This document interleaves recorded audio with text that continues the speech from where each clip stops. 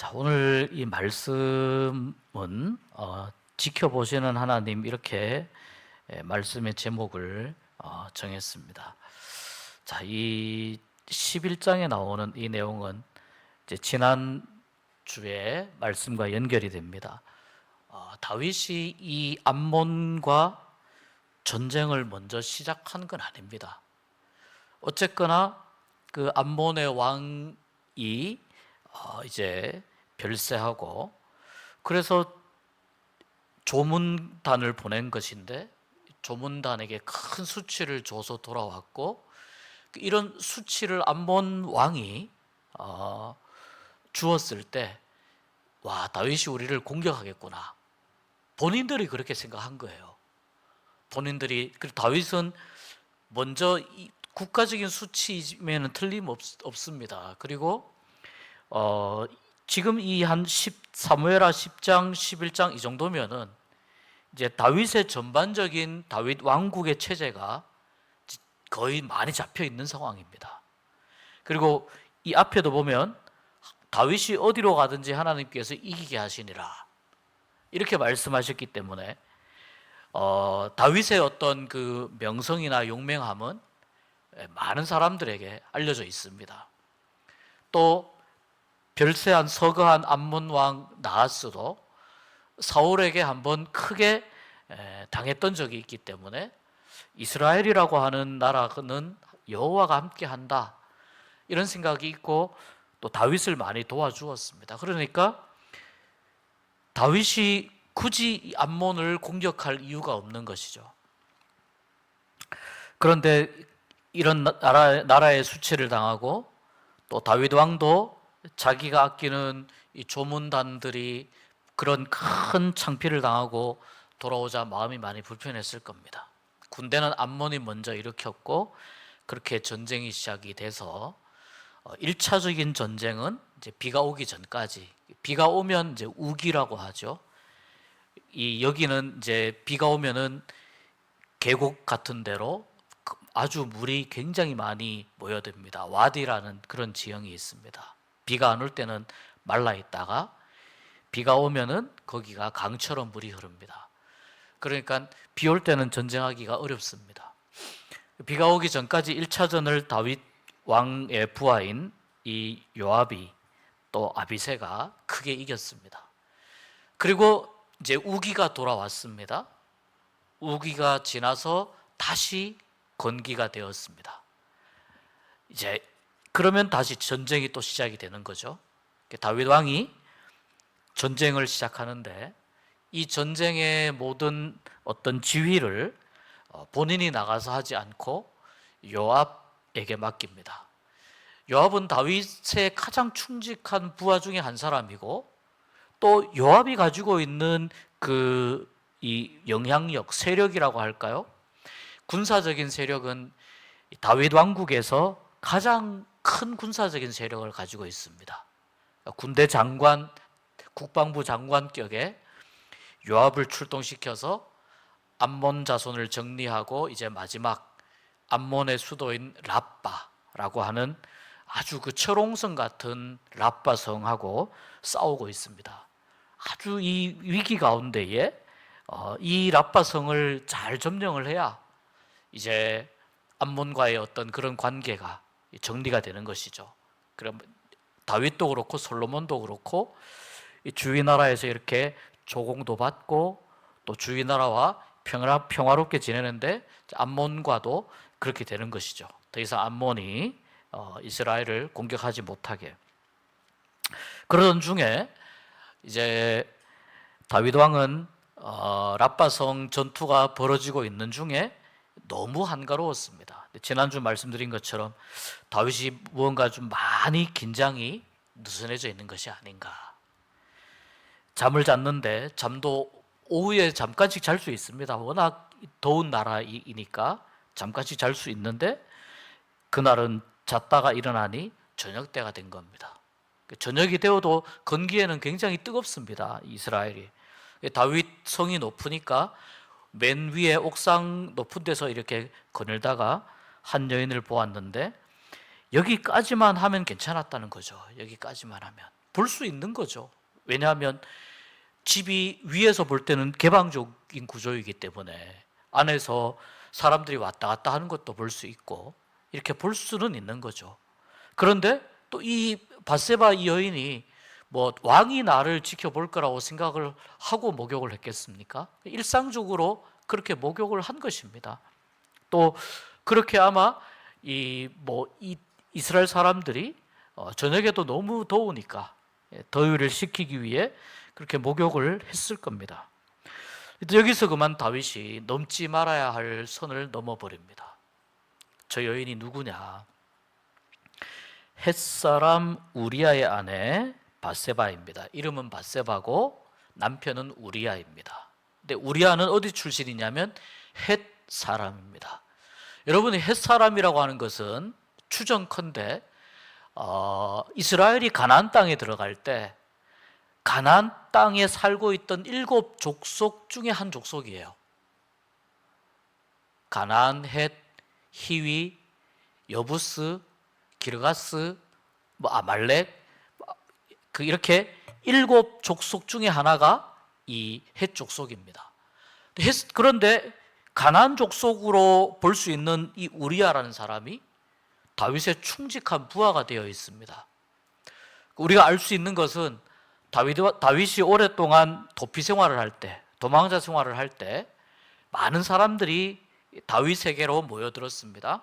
또 그 이후에도 다윗이 왕국을 건설하면서 가나안 족속 중에도 아마도 다윗 왕에게 와서 나도 다윗 왕과 함께하고 싶습니다. 다윗 왕을 돕고 싶습니다. 이렇게 해서 가나안 족속이지만 그러나 다윗 왕의 충직한 부하로 있었던 사람으로 보입니다. 그리고 얼마나 본인이 또 결심을 굳게 했겠습니까? 내가 가나안 족속이지만 가나안 족속 중에 하나고 하나님이 쫓아내라고 했던 햇사람이지만 다윗 왕과 함께하고 다윗 왕이 섬기는 하나님을 나도 섬기고 싶다. 이런 마음으로 다윗 왕국에 와서 또 이제 군사로서 아주 위대한 뛰어난 장수로서 활약을 한 것이죠. 그런 내용을 알고 다윗은 여기서 멈췄어야 됩니다. 네, 여러분, 이 욕망이라고 하는 것은 호기심과 욕망이 결합이 되면은 정말 이게 마치 브레이크 없는 그 기관차 전차처럼 질주하는 전차처럼 막 나가게 됩니다. 욕망이 한번 풀려버리게 되면 막 나가게 됩니다. 그래서 성령의 9가지 열매 중에 마지막 열매가 절제가 있지 않습니까? 절제가 있습니다. 다윗이 멈추지 못한 거예요. 여러분, 다윗만큼 절제를 잘한 사람이 없습니다. 다윗만큼 인내심이 강한 사람이 없고요. 다윗만큼 하나님이 지켜보신다는 이 사실을 늘 기억하고 살아가는 왕이 없었습니다. 또 다윗만큼 하나님 앞에서 진실되고 정직하게, 그래서 하나님이 다윗을 인정하신 거지 않습니까? 다윗의 중심을 보시고. 그런데 다윗이 11장 1절부터 쭉 읽을 때에 지금 다윗의 마음이 많이 풀어져 있구나. 그 상태에서 다윗이 욕망을 절제하지 못하고 그만 우리아의 아내를 부르게 되고 그 아내를 이제 범하게 되는 것이죠. 그리고 이 우리아의 아내가 집에 돌아갔는데 이제 임신을 하게 되었다는 걸 알려줍니다. 시간이 이제 꽤 지났다는 걸 알게 되죠. 그때까지 랍바성 전투가 계속 이어지고 있었다는 걸 의미합니다. 자, 이렇게 되니까 이제 다윗이 급해졌습니다. 전쟁터에 랍바성 전투를 하고 있는데 거기에 사람을 보내어서 우리아를 빨리 이 본국으로 예루살렘으로 빨리 들어오라고 이야기합니다. 우리아가 이제 자기의 이 부하 7위 측근들과 함께 다윗에게 오게 되죠. 그러면서 전투가 어떻게 진행되느냐, 또 지금 지휘관인 요압 장수는 잘 있느냐, 또 우리아의 걱정도 해주겠죠. 그러면서 우리아에게 하는 이야기가 그거예요. 고생을 많이 했으니 집에 가서 발을 씻어라. 이 말은 집에 가서 좀 편히 쉬어라. 아내와도 좀 좋은 시간을 보내고 편히 쉬어라. 이런 의미입니다. 그런데 이 우리아가 여러분 정말 충직한 사람이라는 것을 알 수 있습니다. 우리아가 왕궁을 나갈 때 왕이 음식도 같이 따라서 보내줍니다. 그런데 우리아가 집으로 안 가고 왕궁 앞에 문에서 자기 부하들과 왕궁 앞에 문에서 그냥 거기에서 잠을 자는 겁니다. 굉장히 충직한 부하라는 걸 알 수 있습니다. 왕이 허락을 했기 때문에 집에 가도 되는데 거기서 잤다는 이야기를 듣고 우리아를 다시 부릅니다. 아니 왜 집으로 안 갔느냐? 집에 가서 좀 쉬라고, 너무 전투하느라 힘들었으니까 쉬라고 부른 것 아니냐. 우리아가 오늘 읽은 11절 말씀에 이렇게 이야기합니다. 다윗에게 말하는 이 말을 여러분 한번 보십시오. 11절에 보면은 우리아가 다윗에게 아뢰되 언약궤와 이스라엘과 유다가 야영 중에 있고, 그러니까 아직 이 하나님의 언약궤를 제대로 보관할, 제대로 그 언약궤를 이렇게 안치할 성전이 지금 마련이 되어 있는 것이 아니죠. 그러니까 장막 같은 것을 지어서 거기에 언약궤를 지금 보관하고 있는 상황입니다. 물론 다윗 왕궁이 예루살렘 성이 있지만 거기에서 그렇게 하는 중입니다. 근데 이스라엘과 유다가 야영 중이라고 하는 말은 아직 많은 백성들이 삶이 평안하지 못합니다. 이런 뜻이죠. 아직 우리가 왕께서 많이 애썼지만 안정이 된 건 아닙니다. 그리고 뿐만 아니라 내 주 요압과 요압의 아주 충직한 신하라는 걸 알 수 있어요. 그 다음에 내 왕의 부하들이 바깥 들에 진치고 있습니다. 지금 함께 할 수 있는 이 동지들이, 함께 할 수 있는 우리 같은 편 병사들이, 장수들이 전부 밖에서 지금 진치고 지금 장막 치고 그렇게 지금 텐트로 지금 생활을 하고 있는데 어떻게 나 혼자 편하고 좋으려고 집에 가서 아내의 위로를 받고 아내와 좋은 시간을 보내겠습니까? 제가 그렇게 할 수 없는데 제가 이 일을 아니하기로 11절에 우리아의 그 중심을 볼 수 있는 말이 참 많이 나오죠. 내가 이 일을 행하지 아니하기로 왕의 살아계심과 왕의 혼의 살아계심을 두고 맹세하나이다. 죽어도 집에 안 가겠습니다. 이러고 보세요. 그날도 예루살렘에 머물고, 그래서 안 되니까 왕이 저녁에 우리아를 불러가지고 음식을 막 진탕 먹입니다. 음식을 먹이는데 이제 취하도록 또 먹였겠죠. 포도주를 먹어야 되니까. 취하고 좀 인사불성이 되어서 집에 갈 거라고 생각했는데 그냥 보니까 자기 또 부하들하고 그냥 이렇게 뭐 야영하듯이 침상에서 그냥 누워 잤다는 거예요. 아무리 왕이 어떤 말로 회유를 해도 내가 명령이다, 집에 가라 이러면 되는데, 그래도 우리아가 안 가는 거에 대해서 우리아가 하는 이 행동이 너무나 충성스러운 거잖아요.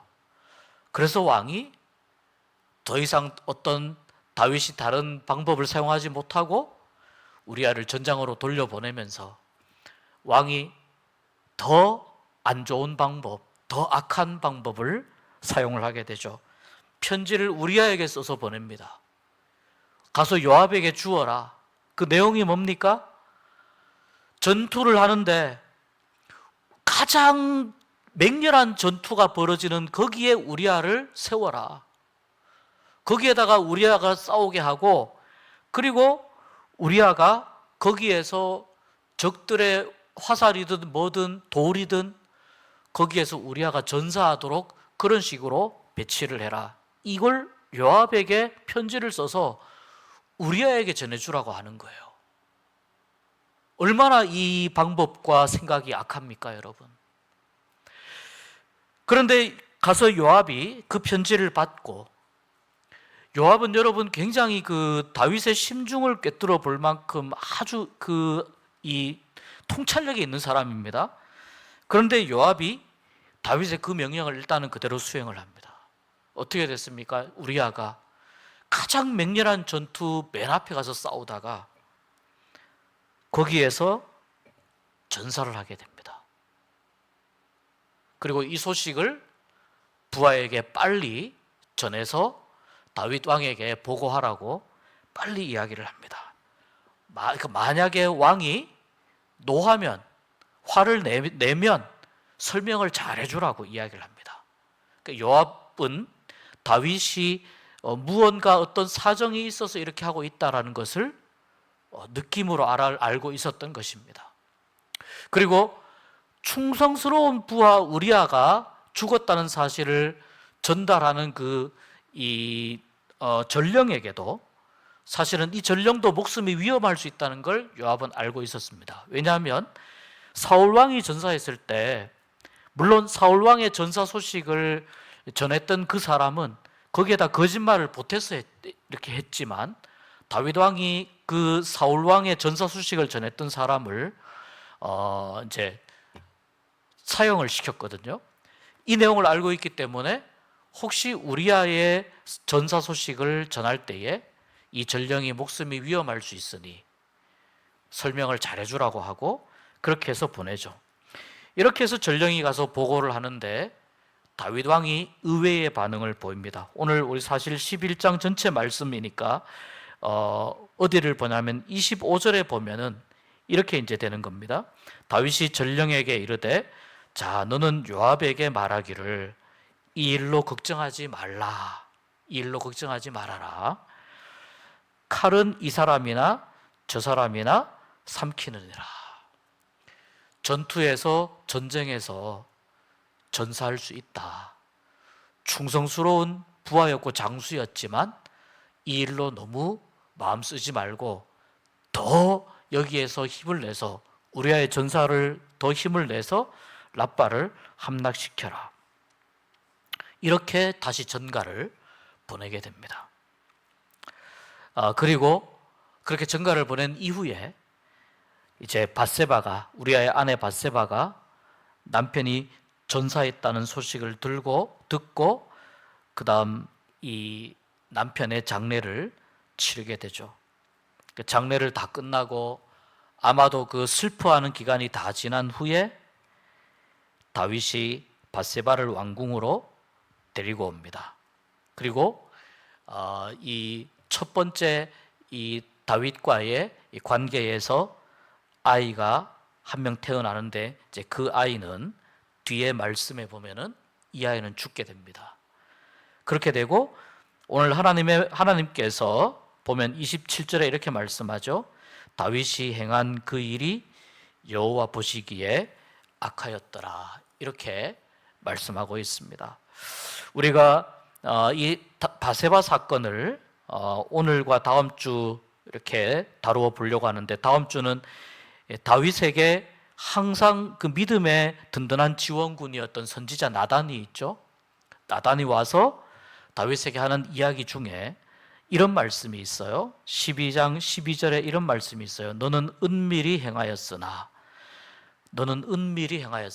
이렇게 이야기합니다. 하나님께서 다윗이 이렇게 일을 진행하고 있는 것을 아무도 모르게 했습니다.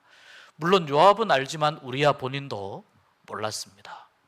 은밀하게 진행하였으나 나는 다 보고 있었다라고 말씀합니다. 그래서 오늘 다윗은 숨기고 싶은 이 일이지만 하나님 앞에서는 어떤 일이든지 숨길 수 없다. 어떤 일이든지 하나님 앞에서는 감출 수 없고 하나님께서는 다 드러나게 하신다라고 하는 것을 오늘 말씀을 통해서 우리가 알 수 있습니다. 하나님께서 이 모든 것을 다 살펴보시고 감찰하신다고 하는 말씀이 성경 여기저기에 많이 나오는데요. 특별히 어디 말씀을 한 군데 보냐면 역대하에 보면 이런 말씀이 있어요. 여호와의 눈은 온 땅을 두루 감찰하사 전심으로 자기에게 향하는 자들을 위하여 능력을 베푸시나니, 이런 말씀이 있어요. 여호와의 눈은 온 땅을 두루 감찰하신다는 거예요. 다 보고 계신다는 거예요.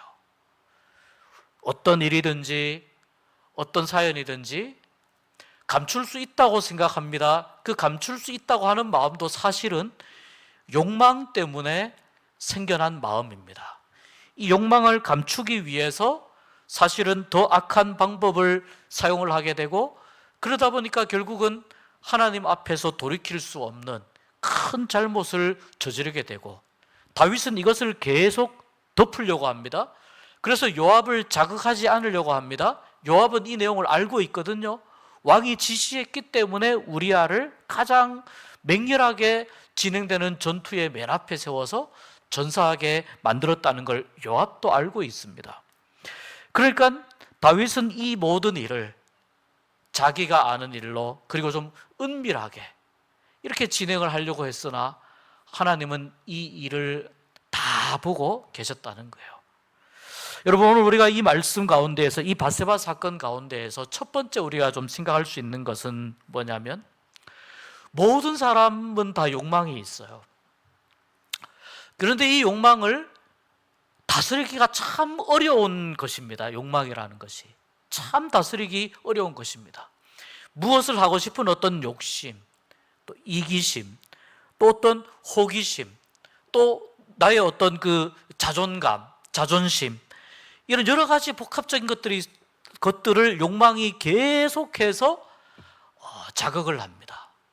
그래서 어느 정도에서 멈춰야 되는데 그만 멈추지 못하고 더 악한 상황으로 가게끔 욕망이 만들어 버립니다. 그래서 성경 말씀은 이 욕망이라는 것을 다스리기 대단히 어렵고, 욕망은 죄와 연결되는 경우가 너무나 많기 때문에, 그래서 욕망과 죄가 연결될 수 있는 그러한 자리를, 그러한 상황을 만들지 말고 그러한 자리에 참여하지 말아라, 가지 말아라, 이렇게 이야기하는 것입니다. 우리가 다 알고 있습니다. 음주 한 잔 정도, 이렇게 그게 우리가 구원과 이게 직결되느냐? 신학적으로 괜찮다는 거예요. 근데 문제가 뭐냐면은 이것이 욕망이라고 하는 것을 완전히 풀어서 나의 이성과 나의 어떤 그 생각을 꼼짝 못하게 만들어버리는 그러한 경우들이 생길 수 있다는 거예요. 근데 그것만 그런 게 아니죠. 우리가 세상에 살면서 그런 상황이 얼마나 많이 우리가 만납니까? 그런 상황들을. 그럴 때 우리가 뭘 생각해야 되냐면, 하나님이 두 눈 부릅뜨고 지켜보고 계신다. 우리가 이제 이걸 생각해야 되는 거죠. 하나님께서 두 눈을 부릅뜨고 지켜보고 계신다. 내가 어디 있습니까? 하나님 앞에 있다. 늘 이것을 생각하면서, 하나님은 어떤 것이든지 다 지켜보신다. 그것을 우리가 항상 기억을 해야 된다는 것입니다. 그래서 오늘 이 말씀을 통해서 우리에게 주어지는 여러 가지 어떤 그 유혹의 자리, 그 다음 또 우리에게 주어지는 하나님이 원하시는 일 밖에서의 어떤 그 상황들이나, 또 하나님이 원하시지 않는 그런 상황들에 우리가 가게 될 때, 또는 갈 수 있을 때, 그런 상황이 될 때 우리의 믿음과 우리의 신앙이 브레이크를 걸 수 있는, 하나님이 지켜보시니까, 하나님께서 나를 지켜보시니까. 왜 나를 지켜보십니까? 나를 사랑하니까 지켜보시는 거죠. 우리를 사랑하니까 지켜보고 계시고, 또 하나님이 우리의 모든 상황들을 다 알고 계시는 것이죠. 하나님이 나를 사랑하시니까, 내가 나를 사랑하는 우리 하나님, 그 하나님 때문에 여기서 내가 더 나아가면 안 되겠구나, 여기서 멈춰야 되는구나, 또 이런 상황이나 이런 자리를 참여하거나 가면 안 되겠구나, 이런 자리에 있으면 안 되겠구나, 우리가 이런 마음들을 가지면서 하나님이 지켜보고 계심을 늘 기억할 수 있는, 항상 이것을 기억해야 됩니다. 늘 기억할 수 있는 우리가 될 수 있으면 좋겠습니다. 다음 주에는 나단이 옵니다. 아주 나단이 세게 이야기합니다. 하나님께서 다 지켜보고 계셨다는 것을 또 이야기합니다. 영적으로 여러분 무디어지지 않기를 간절히 소망합니다. 영적으로 항상 하나님과의 이 만남 가운데에서 우리가 영적으로 나태해지지 않고 신앙적으로 우리가 흔들리거나 약해지지 않고 늘 하나님과의 이 관계가 아주 강하고 끈끈한 관계, 하나님도 나를 붙잡고 나도 하나님을 붙잡고 있고, 이 끈끈한 이 믿음의 관계, 하나님을 섬기는 이 믿음이 여러분을 하나님의 은혜 가운데로 인도하시기를, 여러분이 죄 가운데에 혹시 하나님이 싫어하시는 그러한 일 가운데에 가지 않도록 하는 그러한 좋은 브레이크 역할을 감당할 수 있는 그러한 믿음을 가지고 살아가실 수 있는 여러분 모두 되시기를 주의 이름으로 축복합니다.